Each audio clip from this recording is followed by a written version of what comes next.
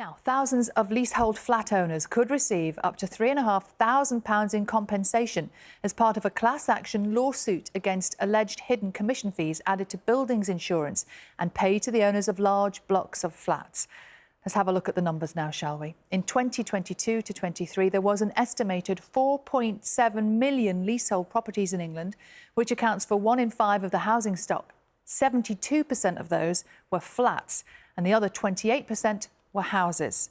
Now, leasehold means you own the property, but you pay a fee for the land that it's actually built on. By contrast, freehold means you own the property and the land it is built on. Well, lawyers are now preparing to launch a class action lawsuit against leasehold fees, alleging that they include hidden commissions. Our social affairs correspondent, Michael Buchanan, reports.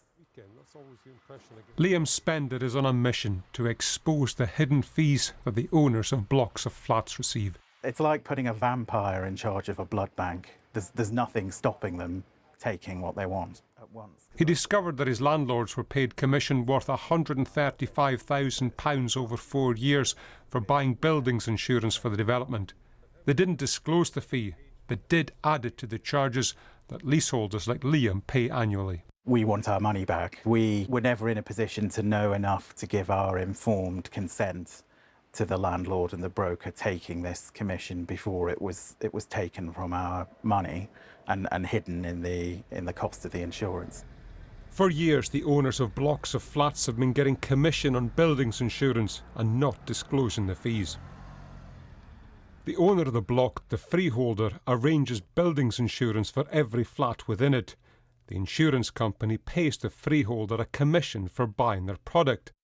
That fee is added to the cost of the insurance, and the total is charged to the leaseholders, the people who own the individual flats.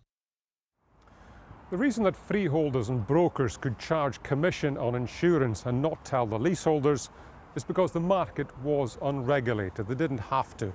When the Financial Conduct Authority recently looked into this, they found that some of those commissions could be as high as 60% of the cost of the insurance.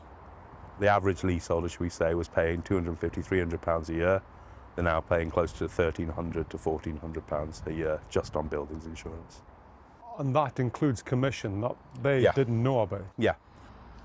At this development in Manchester, Giles Grover has seen his building insurance soar in recent years as the complex had dangerous cladding. Under pressure from the residents, his landlord has slightly cut their commission, but leaseholders like Giles have still paid around £100,000 in such fees over the past 3 years. Essentially been ripped off for years in different ways. They're making money out of our misery. The landlords, the insurers, the managing agents, everyone's taking their pound of flesh from us because leaseholders have been at the bottom of the chain for years. Since the beginning of the year, freeholders have had to disclose how much they're receiving in commissions. Their trade body supports that change and argues that building owners earn their money.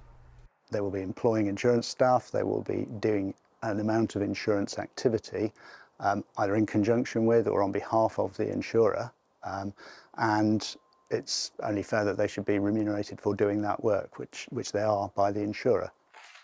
Having won compensation from the owner of his own building, Liam Spender is now preparing to launch a class action lawsuit on behalf of leaseholders across England and Wales. Oh, this is institutionalised, yes. They all have the same practice of adding something for themselves onto the cost of the insurance. If successful, lawyers say the legal action could see some leaseholders win thousands of pounds in compensation. Michael Buchanan, BBC News.